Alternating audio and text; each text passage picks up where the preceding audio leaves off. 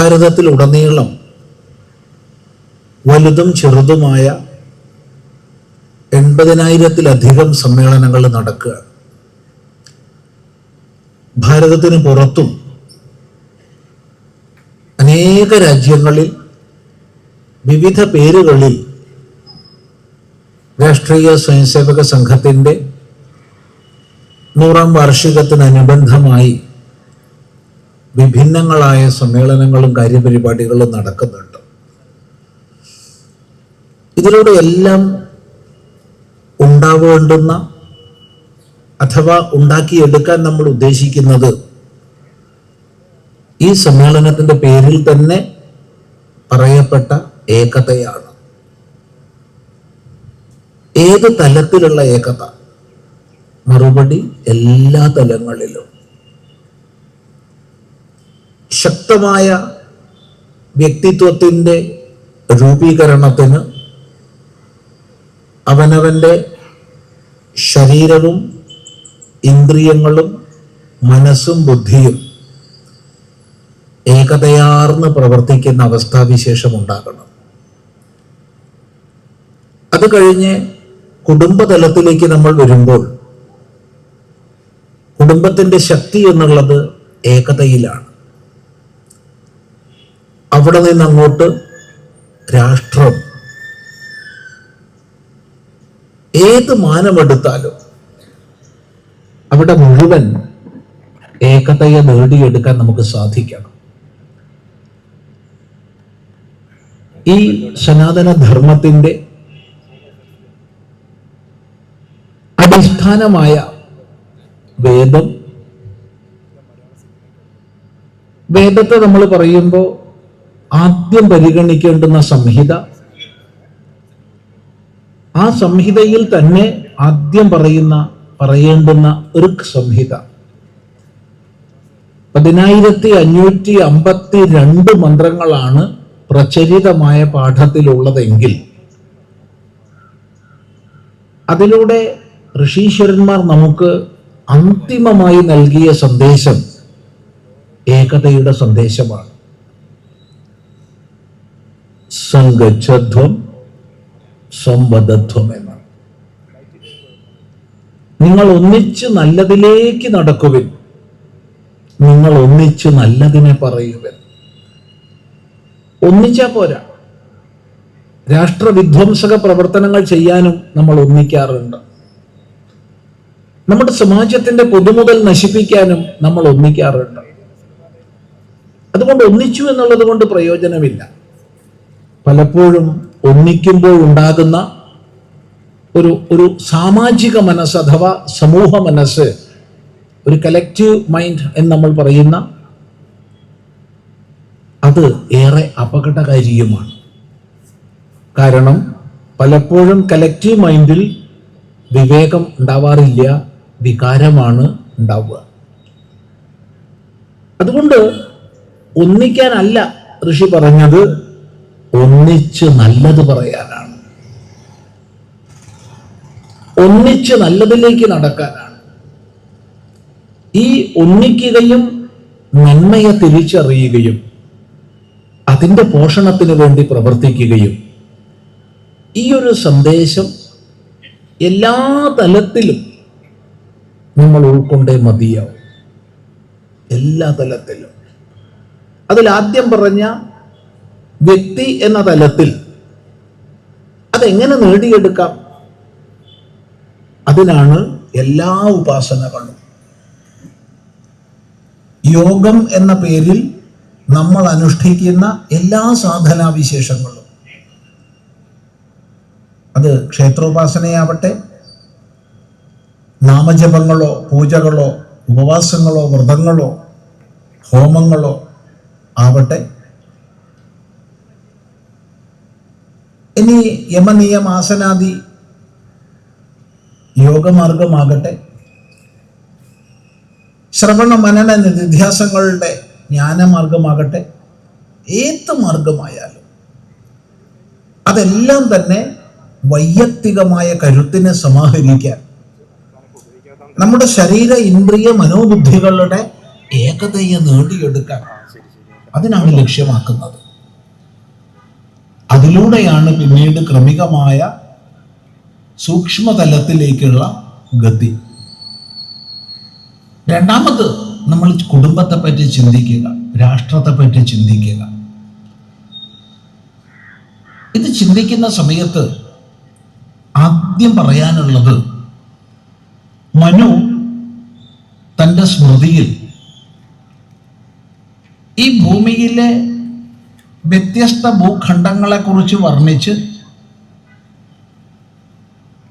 അതിൻ്റെ ഭാഗമായി ജംബുദ്വീപത്തെ വർണ്ണിച്ച്, ജംബുദ്വീപ് എന്ന് പറയുമ്പോൾ ഏഷ്യ വൻകര, അതിൻ്റെ ഭാഗമായി ഭാരതവർഷത്തെ വർണ്ണിക്കുന്ന സന്ദർഭം, ഹിമാലയം മുതൽ സമുദ്രപര്യന്തമുള്ള ഭൂമിയെ,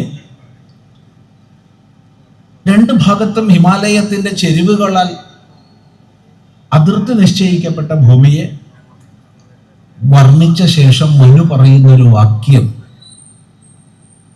അത് വളരെ ശ്രദ്ധേയമാണ്. ഏതദ്ദേശപ്രസൂതസ്യ സകാശാദഗ്രജന്മനഃ സ്വം സ്വം ചരിത്രം ശിക്ഷേരൻ പൃഥിവ്യാം സർവമാനവാഃ. ലളിതമാണ് അർത്ഥം. ഈ ലോകത്തിലെ എല്ലാ മനുഷ്യരും ഭാരതത്തിൽ ജനിച്ച വിദ്വാന്റെ അരിക നിന്ന് സ്വന്തം സ്വന്തം ചരിത്രത്തെ പഠിക്കുമാറാകട്ടെ.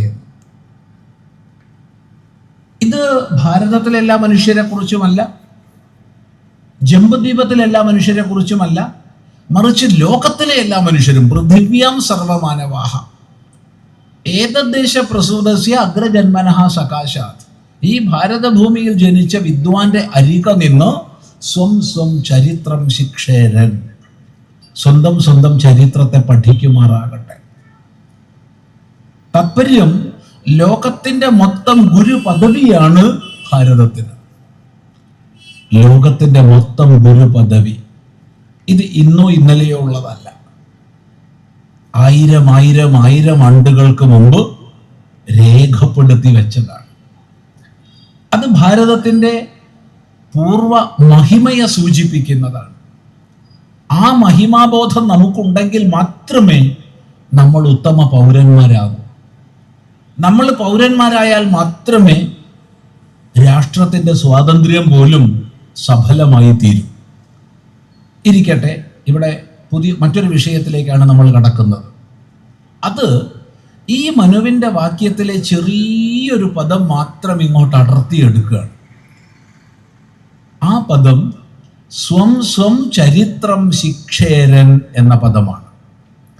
ശ്രദ്ധിക്കുക. ബാക്കി വിശദമായി ഭാരതത്തിൻ്റെ ഗുരു പദവിയെക്കുറിച്ച് പറയുമ്പോഴാണ് നേരത്തെ പറഞ്ഞ ശ്ലോകം വ്യാഖ്യാനിക്കേണ്ടത്. അതിനിപ്പോൾ മുതിരുന്നില്ല. മറിച്ച് ഈ ചെറിയൊരു ഒരു വാക്യം മാത്രം അടർത്തിയെടുക്കുന്നു. സ്വം സ്വം ചരിത്രം ശിക്ഷേരൻ. ഈ വാക്യം നമ്മളെല്ലാം ഓർമ്മിക്കണം. ചരിത്രബോധത്തിൽ നിന്നേ ചാരിത്രവാനും ഉണ്ടാവും. നമ്മൾ ചാരിത്രമുള്ളവരാകണോ, നിർബന്ധമായി നമുക്ക് ചരിത്രബോധം വേണം. ചരിത്രത്തെ നമ്മൾ പഠിക്കുകയും പഠിപ്പിക്കുകയും ചെയ്യുന്നില്ലെങ്കിൽ നിശ്ചയമായും അപചരിത്രം നിർമ്മിക്കപ്പെടും. ഇന്ന് നമ്മുടെ ഏറ്റവും വലിയ പ്രശ്നം, സാമാജികമായി നമ്മൾ അഭിമുഖീകരിക്കുന്ന ഏറ്റവും വലിയ പ്രശ്നം, അപചരിത്ര നിർമ്മിതി. അത് ചരിത്രമായി മാനിക്കപ്പെടുന്നു എന്നുള്ളതാണ്. ചരിത്രത്തെയും അപചരിത്രത്തെയും വേർതിരിക്കാൻ പലപ്പോഴും നമുക്ക് കഴിയുന്നില്ല എന്നുള്ളതാണ്. ഇത് മാറണമെങ്കിൽ നമുക്ക് ചരിത്രബോധം വേണം. ഇത് നിർബന്ധമാണ്. ചെറിയൊരു ഒരു ദൃഷ്ടാന്തത്തിന് മാത്രം പറയട്ടെ. ലോകത്തിൽ എല്ലാ പ്രദേശങ്ങളിലും പലതിൻ്റെ പേരിലുള്ള ചൂഷണങ്ങൾ ഉണ്ടായിട്ടുണ്ട്. മനുഷ്യനെ തിരിച്ചറിയാത്ത അവസ്ഥകൾ, നമുക്ക് ചിന്തിക്കാൻ കഴിയാത്ത പീഡന പരമ്പരകൾ ഉണ്ടായിട്ടുണ്ട്. ലോക ചരിത്രത്തിലേക്ക് നോക്കിക്കഴിഞ്ഞാൽ ഏറ്റവും വേദനപ്പെടുത്തുന്ന പീഡന പരമ്പര. ഒന്നാമതായി സ്പാനിഷ് ഇൻക്വിസിഷനെ പറയേണ്ടി വരും. സ്പാനിഷ് ഇൻക്വിസിഷൻ കഴിഞ്ഞാൽ ഗോവ ഇൻക്വിസിഷനെ പറയേണ്ടി വരും. ഓർത്തു നോക്കുക, ഗോവ ഇൻക്വിസിഷൻ. ഒരു കുന്തത്തിൽ 5-6 പേരെ കുത്തി കയറ്റിയിട്ട് അഥവാ മലദ്വാരം വഴി കുന്തം മൂർധാവിലൂടെ പുറത്തേക്ക് എടുത്തിട്ട് ഒരാളെ അഗ്നിക്ക് മുകളിലേക്ക്, അല്ലെങ്കിൽ 5-6 പേരെ അഗ്നിക്ക് മുകളിലേക്ക് പിടിച്ച് കാണിച്ചിട്ടാണ് ബാക്കിയുള്ളവരോട് ചോദിക്കുന്നത്, നിങ്ങൾക്ക് ഈ ഗതി വേണോ, അല്ല നിങ്ങൾ മതം മാറാൻ തയ്യാറുണ്ടോ? പറഞ്ഞതിന്റെ താല്പര്യം ഇവിടെ ഗൗഡസാരസ്വത ബ്രാഹ്മണരുടെ ചരിത്രം പറയാനല്ല, മറിച്ച് മതത്തിന്റെ പേരിലുള്ള പീഡനങ്ങളും ചൂഷണ പരമ്പരകളും മനുഷ്യ മനസ്സിന് ചിന്തിക്കാൻ കഴിയാത്ത തരം ക്രൂരതകളും അത് ചരിത്രത്തിന്റെ ഭാഗമാണ്. തൊലിയുടെ വർണ്ണത്തിന്റെ അടിസ്ഥാനത്തിൽ കറുത്ത വർണ്ണമുള്ളവരെ അടിമകളാക്കി വെച്ച് ചങ്ങലക്കിട്ട് നമുക്ക് ചിന്തിക്കാൻ കഴിയാത്ത വേദനകൾ നൽകി വാങ്ങുകയും വിൽക്കുകയും ചെയ്യുക മാത്രമല്ല, പിന്നെ എന്നോട് ഒരു 5-6 മാസങ്ങൾക്ക് മുമ്പ് ഒരു വലിയൊരു സദസ്സിൽ വെച്ച് ഒരു മോള് ചോദിച്ചു, സ്വാമി ഏറ്റവും ദുഃഖിച്ച സമയം ഏതാണെന്ന്. എൻ്റെ ജീവിതത്തിൽ അങ്ങനത്തെ ഒരു ചോദ്യം സദസ്സെന്ന് ആരും ചോദിച്ചിട്ടില്ല. നിഷ്കളങ്കയായ കൊച്ചു മോളാ ചോദിച്ചത്, പറയാതിരുന്നുകൂടാ. ഞാൻ ഓർത്തു, എൻ്റെ ജീവിതത്തിൽ ഞാൻ ഏറ്റവും ദുഃഖിച്ചത് എപ്പോഴായിരിക്കും? അവൾ പ്രത്യേകിച്ച് ചോദിച്ച സ്വാമിയുടെ ജീവിതത്തിലാണ്.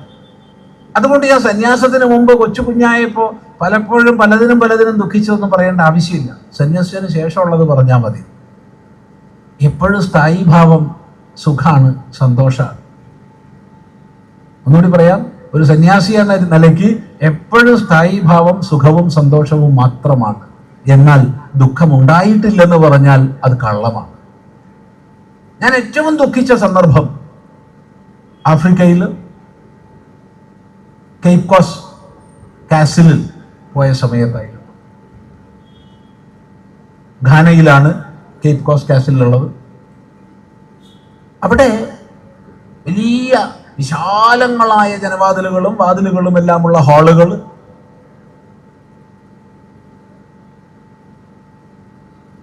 അടിമകളെ വാങ്ങാനും വിൽക്കാനും വില പറയാനുമുള്ള ഹാളുകൾ, ഗവർണർക്ക് ഭക്ഷണം കഴിക്കാൻ, ഗവർണർക്ക് കിടന്നുറങ്ങാൻ ഒക്കെയുള്ള വ്യത്യസ്ത ഹാളുകൾ, പ്രഭുക്കന്മാർക്ക് താമസിക്കാനുള്ള മുറികൾ, ഹാളുകൾ, കാര്യാലയങ്ങൾ എല്ലാം ഉണ്ട്. കാണുമ്പോൾ വലിയ സന്തോഷം, ആൾക്കാർ ഫോട്ടോ എടുക്കും. എന്നാൽ അതിൻ്റെ അടിയിൽ 2 വലിയ ചേംബറുകൾ ഭൂമിക്കടിയിലാണ്. അതിൽ ഒന്നിലേക്ക് പോയ സമയത്ത് ഏകദേശം ഇന്ന് നമ്മൾ പറയുകയാണെങ്കിൽ 50 പേർക്ക് ഇരിക്കാനുള്ള സ്ഥലം ഉണ്ടാവും. അതാണ് പുരുഷന്മാരിടുന്ന ചേംബറുകൾ. 2 ചെറിയ ദ്വാരങ്ങളുണ്ട്. ആ ദ്വാരത്തിലൂടെ മാത്രമാണ് വായു പുറമേന്ന് വരിക. ഇരുമ്പ് വാതിൽ കൊണ്ട് അടച്ച 600 പേരെയാണ് അതിലിട്ടിരുന്നത്. 600 പേരെ. 50 പേർക്ക് ഇരിക്കാവുന്ന ഒരു ചേംബറിൽ 600 പേരെ ഇടുന്നത് സങ്കല്പിക്കും.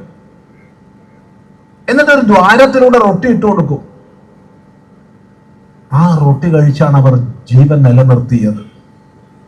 മലമതിൽ തന്നെ, മൂത്രമതിൽ തന്നെ, മരിച്ചാൽ ശവവും അതിൽ തന്നെ. ആ സമയത്ത് ഷിപ്പ് വന്നാൽ ഷിപ്പിൽ കയറ്റാനുള്ള ഒരു വഴിയുണ്ട്, ഒരു കോറിഡോർ ഉണ്ട്. ആ കോറിഡോറിന്റെ മുകളിൽ നിന്ന് അവരെ കുത്താനുള്ള ദ്വാരങ്ങളുണ്ട്. വല്ലാത്തൊരു നൊമ്പരം. കാരണം എൻ്റെ സഹോദരങ്ങളാണല്ലോ ഈ വേദന അനുഭവിച്ചത്. എന്തേ കാരണം? അവന്റെ തൊലി കറുത്തുപോയി എന്ന ഒറ്റ കാരണം. എന്തെന്നില്ലാത്തൊരു ദുഃഖം. അറിയാതെ ആവേശിച്ചു. പക്ഷേ അത് കഴിഞ്ഞിട്ടാണ് അപ്പുറത്തുള്ള 2ാമത്തെ ക്യാബിനിലേക്ക് പോകുന്നത്, ചേംബറിലേക്ക് പോകുന്നത്. അത് സ്ത്രീകളെ ഇട്ട ചേംബറായിരുന്നു. അവിടെ എത്തിയ സമയത്ത് എൻ്റെ മനസ്സ് എൻ്റെ സഹോദരിമാരിലേക്ക് പോയി. കാരണം പുരുഷന്മാർക്ക് മലവും മൂത്രവും മാത്രമേ ഉണ്ടാവുള്ളൂ. സ്ത്രീകളാവുമ്പോ എന്തായാലും മാസത്തിൽ ഒരു പ്രാവശ്യം മെൻസസ് ആവില്ലേ? ഈ ആർത്തവ രക്തവും മലവും മൂത്രവും ദുർഗന്ധദുഷ്ടമായ സാഹചര്യവും പുഴുക്കളും, അതിൽ നമ്മുടെ സഹോദരിമാര് 300 പേര് ചെറിയൊരു ക്യാബിന്റെ ഉള്ളിൽ.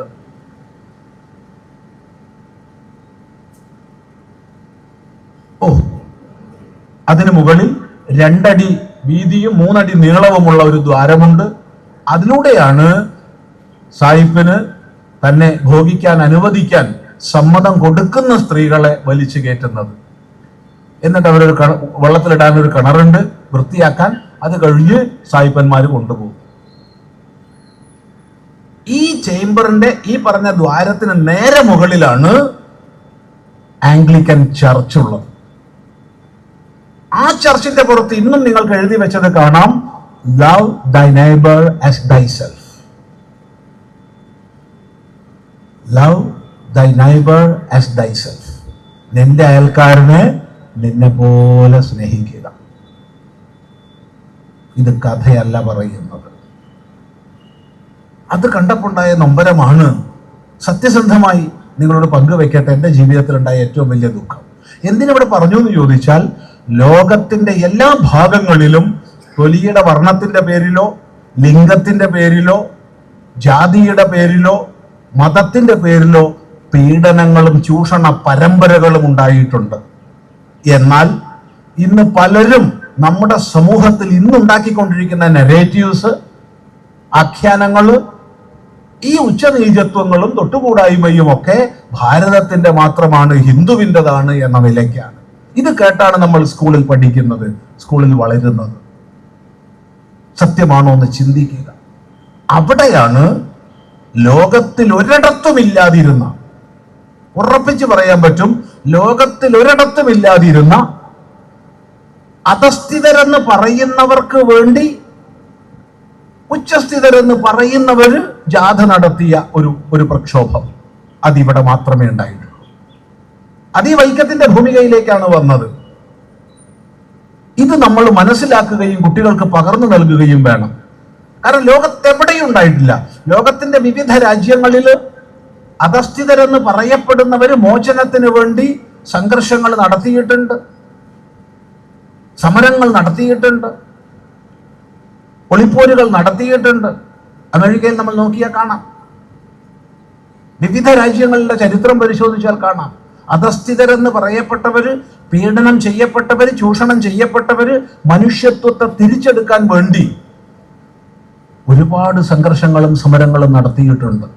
എന്നാൽ അധസ്ഥിതരെന്ന് പറയപ്പെടുന്നവർക്ക് വേണ്ടി ഉച്ചസ്ഥിതരെന്ന് പറയപ്പെടുന്നവര്, താഴ്ന്നവർക്ക് വേണ്ടി ഉയർന്നവർക്ക് സമരം നടത്തിയത് ഈ കേരള മണ്ണിൽ മാത്രമാണ്. അതിന്റെ ഭൂമികയുടെ ലക്ഷ്യം ഈ വൈക്കമായിരുന്നു എന്ന് ഓർമ്മിക്കുക. ഇത് എന്തിനു പറയുന്നു എന്ന് ചോദിച്ചാൽ, അപചരിത്ര നിർമ്മിതികളെ കൊണ്ട് കലുഷിതമാക്കപ്പെട്ടിരിക്കുകയാണ് നമ്മുടെ സമൂഹ മനസ്സ്.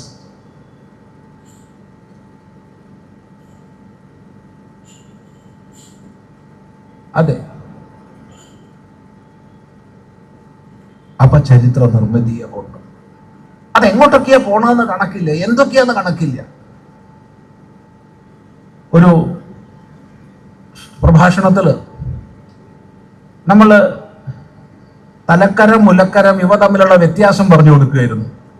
പലരും വിചാരിച്ചിട്ടുള്ളത് മുലക്കരം എന്ന് പറഞ്ഞാൽ മുലക്കച്ച ധരിക്കാനുള്ള കരമാണെന്നാണ്. അല്ല, സ്ത്രീകൾ തൊഴിൽ ചെയ്ത് കിട്ടുന്ന കൂലിക്ക് കൊടുക്കുന്ന ടാക്സ് ആയിരുന്നു മുലക്കരം. പുരുഷന്മാര് കൂലിക്ക് ടാക്സ് കൊടുക്കുമ്പോൾ തലക്കരമായിരുന്നു. അതിരിക്കട്ടെ. ഇതിനെപ്പറ്റി പറഞ്ഞ സമയത്ത് ഒരു യുവതി, അവൾ കോളേജ് വിദ്യാർത്ഥിനിയാണ്, പോസ്റ്റ് ഗ്രാജുവേറ്റ് വിദ്യാർത്ഥിനിയാണ്. അവൾ പറഞ്ഞു, സ്വാമി അങ്ങനെയൊക്കെ ആണെങ്കിലും ഈ മേൽവസ്ത്രം ധരിക്കാൻ വേണ്ടി സ്വാതന്ത്ര്യം ലഭിക്കാൻ 2 മുലകളും മുറിച്ചു കൊടുത്ത നങ്ങേലിയെ നമുക്ക് വിസ്മരിക്കാമോ? ഞാൻ പറഞ്ഞു, മോളൊന്നുമില്ലെങ്കിൽ ഒരു പോസ്റ്റ് ഗ്രാജുവേറ്റ് വിദ്യാർത്ഥിനിയല്ലേ? മനുഷ്യന്റെ ഇത്രയ്ക്കധികം ഞരമ്പുകളും നാഡികളും വന്ന് ചേരുന്ന ഒരു മുല അങ്ങനെ മുറിച്ച് മേൽജാതിക്കാരുടെ മുമ്പിൽ വെച്ചു എന്ന് പറഞ്ഞാൽ നമുക്കത് വിശ്വസിക്കാം. തീർച്ചയായിട്ടും ഞാനും നിന്റെ കൂടെ ഉണ്ടാവും. പക്ഷെ ഒന്ന് മുറിച്ച് വെച്ച ശേഷം വീണ്ടും വന്ന് കത്തിയെടുത്ത് അടുത്തത് മുറിച്ചു എന്ന് പറയുമ്പോൾ അത് വിശ്വസിക്കാൻ കുറച്ചൊരു പ്രയാസമുണ്ട്. അല്ല, ഗവൺമെന്റ് ആണല്ലോ നങ്ങേലി സ്ക്വയറിന് സാമ്പത്തികമൊക്കെ ചെയ്തതും ആ പദ്ധതി ആവിഷ്കരിച്ചതും ഒക്കെ. അതെ, പക്ഷേ നീ ഇതൊന്ന് ചിന്തിക്കുക. രണ്ടാമത് ചിന്തിക്കേണ്ട പോയിന്റ്, 1800കളുടെ ആരംഭത്തിൽ നടന്നു എന്ന് പറയുന്ന ആ സംഭവത്തെ കുറിച്ച് 2000 മുമ്പ് 1997 മുമ്പ് ഏതെങ്കിലും ഒരു ആലേഖനം ഉണ്ടായിട്ടുണ്ടോ? എത്ര ചരിത്ര രചനകൾ അതിനു മുമ്പ് നടന്നു? എവിടെയെങ്കിലും പരാമർശിച്ചിട്ടുണ്ടോ? നാടൻ പാട്ടുകളിൽ വന്നിട്ടുണ്ടോ? ഇല്ല. പറഞ്ഞതിന്റെ താത്പര്യം, നമ്മൾ ചരിത്രബോധം ഇല്ലാത്തവരാകുമ്പോൾ അപ്പൊ ചരിത്ര നിർമ്മിതി വരികയും അത് ദേശീയ മനസ്സിനെ സ്വാധീനിക്കുകയും ചെയ്യും. അതുകൊണ്ട് ഈ ഏകതാ സമ്മേളനത്തിൽ നമ്മൾ മനസ്സിലാക്കേണ്ടത്, നമ്മൾ ചരിത്രബോധമുള്ളവരാവണം. എന്നാലേ നമുക്ക് ഉയരാൻ പറ്റൂ, എന്നാലേ ആ ഉയർച്ച സ്ഥായിയാവും. ഇത് പറയുന്ന സമയത്ത് നോക്കൂ, ലോകത്ത് എത്ര പ്രാചീന സംസ്കാരങ്ങൾ ഉണ്ടായിട്ടുണ്ടെന്ന് എണ്ണി പറയാൻ ആർക്കും സാധ്യമല്ല. ചരിത്രം പഠിക്കുമ്പോൾ നമ്മളൊരു പക്ഷേ ഗ്രീക്കിനെ കുറിച്ചും റോമിനെ കുറിച്ചും മെസപ്പൊട്ടാമിയയെ കുറിച്ചും ബാബിലോണിയയെ കുറിച്ചും അല്ലെങ്കിൽ മായൻ, ഇൻകോ ഇങ്ങനെയൊക്കെ പഠിച്ചേക്കാം. അവ മാത്രമൊന്നുമല്ല, അനേകം പ്രാചീന സംസ്കാരങ്ങൾ ലോകത്തിലുണ്ടായിരുന്നു. ആ പ്രാചീന സംസ്കാരങ്ങളൊക്കെ മഹിതങ്ങളായിരുന്നു, മഹത്വപൂർണങ്ങളായിരുന്നു. ഈ പ്രകൃതിയെ ആരാധിക്കുന്നവയായിരുന്നു. പ്രകൃതിയെ ചൂഷണം ചെയ്യുന്നത് നാശത്തിലേക്കുള്ള മാർഗമാണെന്ന് അംഗീകരിച്ചവരായിരുന്നു.